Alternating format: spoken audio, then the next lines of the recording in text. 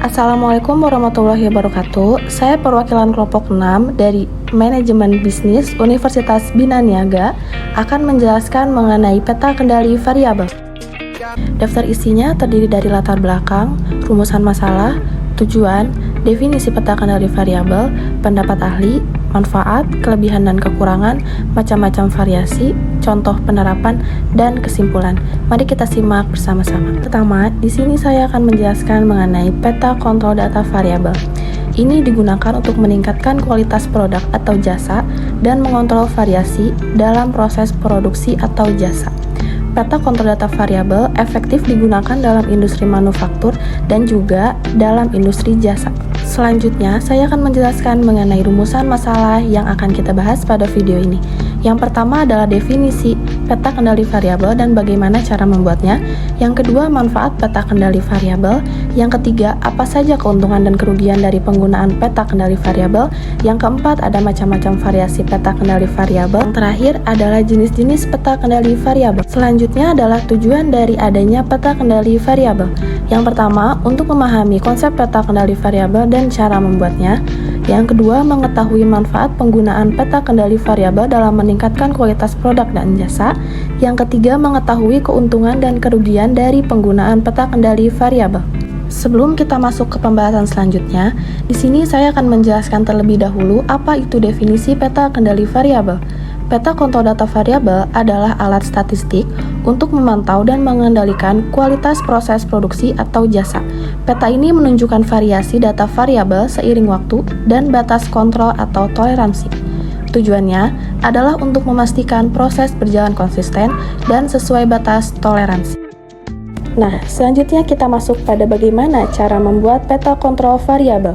Langkah-langkah umum untuk membuat peta kontrol data variabel ini, yang pertama adalah mengumpulkan data variabel yang akan diukur, yang kedua menghitung rata-rata dan rentang variasi dari data variabel, yang ketiga adalah menentukan batas kontrol dan batas toleransi berdasarkan rata-rata dan rentang variasi, yang keempat menandai batas kontrol dan batas toleransi pada peta kontrol, yang terakhir ada memasukkan data variabel ke dalam peta kontrol dan memperbarui peta kontrol secara berkala.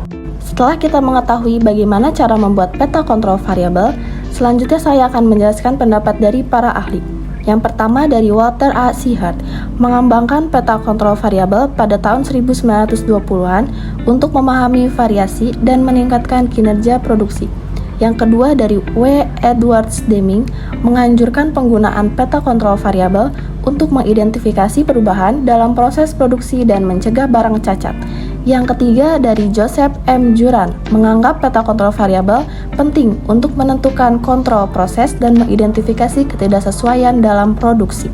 Nah, selanjutnya kita masuk pada apa saja sih manfaat peta kontrol variabel. Yang pertama ada memperlihatkan variasi dalam data variabel, yang kedua memberikan informasi secara real time, yang ketiga meningkatkan efisiensi dan efektivitas, yang terakhir adalah meningkatkan kepuasan pelanggan. Lalu, apabila kita sudah menggunakan peta kontrol variabel ini, pasti akan ada kelebihan dan kekurangan. Nah, lanjut kita akan bahas apa saja kelebihan dan kekurangan menggunakan peta kendali variabel. Yang pertama kita bahas apa sih kelebihannya. Yang pertama ada untuk mendeteksi perubahan pada proses secara cepat. Yang kedua meningkatkan efisiensi dan produktivitas. Yang ketiga menyediakan informasi penting untuk pengambilan keputusan. Yang terakhir adalah memungkinkan untuk melakukan perbaikan pada proses secara sistematis. Untuk kekurangannya, yang pertama adalah memerlukan waktu dan biaya yang besar. Yang kedua, memerlukan keahlian khusus. Yang ketiga, tidak selalu dapat mengatasi semua masalah.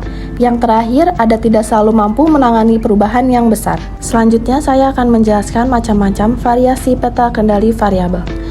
Peta kendali variabel ini memiliki dua jenis variasi. Yang pertama, ada variasi umum atau common cause variation. Variasi umum terjadi akibat perbedaan alami dalam proses produksi atau jasa. Variasi ini bersifat alami dan dapat diperkirakan sebelumnya. Jika peta kendali variabel menunjukkan adanya variasi umum, maka perusahaan perlu memfokuskan upaya mereka pada meningkatkan kemampuan proses produksi atau jasa agar dapat menghasilkan produk atau jasa yang berkualitas secara konsisten. Yang kedua, ada variasi khusus atau special cause variation. Variasi khusus terjadi akibat faktor yang tidak alami dalam proses produksi atau jasa. Faktor ini dapat berasal dari kesalahan manusia, kerusakan mesin, atau faktor lain yang tidak dapat diperkirakan sebelumnya. Jika peta kendali variabel menunjukkan adanya variasi khusus, maka perusahaan perlu melakukan analisis lebih lanjut untuk mengidentifikasi penyebabnya.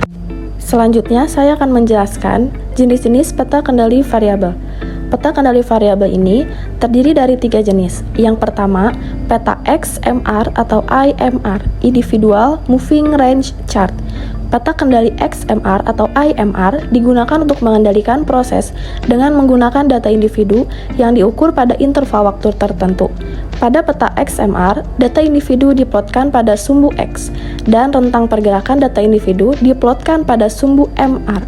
Sedangkan pada IMR, data individu diplotkan pada sumbu I, dan rentang pergerakan data individu. Yang kedua adalah peta XR. Peta kendali XR digunakan untuk mengendalikan proses dengan menggunakan data rata-rata sampel dan rentang sampel. Pada peta XR, rata-rata sampel diplotkan pada sumbu X, dan rentang sampel diplotkan pada sumbu R. Peta kendali ini berguna untuk mengendalikan variasi umum pada proses karena dapat membantu menentukan apakah variasi umum yang terjadi pada proses masih dalam batas kendali atau tidak. Yang ketiga adalah peta XS. Peta kendali XS digunakan untuk mengendalikan proses dengan menggunakan data rata-rata sampel dan simpangan standar sampel. Pada peta XS, rata-rata sampel diplotkan pada sumbu X dan simpangan standar sampel diplotkan pada sumbu S. Peta kendali ini berguna untuk mengendalikan variasi umum pada proses karena dapat membantu menentukan apakah variasi umum yang terjadi pada proses masih dalam batas kendali atau tidak. Berikut adalah contoh penerapan peta kendali variabel pada sebuah toko roti yang ingin memantau berat roti yang dihasilkan setiap harinya. Dari peta kendali di atas, kita dapat melihat bahwa semua data individu berada dalam batas kendali dan tidak ada data yang berada dekat dengan batas kendali. Hal ini menunjukkan bahwa proses produksi roti dapat dianggap stabil dan tidak ada variasi. Nah, kita sudah sampai pada bagian akhir dari video ini, yaitu kesimpulan. Kesimpulannya adalah peta kendali kontrol variabel adalah alat statistik yang digunakan untuk memantau dan mengendalikan proses produksi atau operasi bisnis. Peta kontrol variabel membantu organisasi untuk mengidentifikasi ketidaknormalan atau perubahan yang terjadi dalam proses produksi atau proses bisnis, dan membantu mereka untuk mengambil tindakan yang diperlukan untuk memperbaiki proses tersebut. Dengan menggunakan peta kontrol variabel secara teratur, organisasi dapat memantau dan mengendalikan proses produksi atau proses bisnis, meminimalkan cacat dan meningkatkan efisiensi, sehingga menghasilkan produk atau layanan yang lebih baik dan meningkatkan kepuasan pelanggan. Sekian penjelasan mengenai peta kendali variabel dari kelompok 6. Terima kasih atas perhatiannya. Wassalamualaikum warahmatullahi wabarakatuh.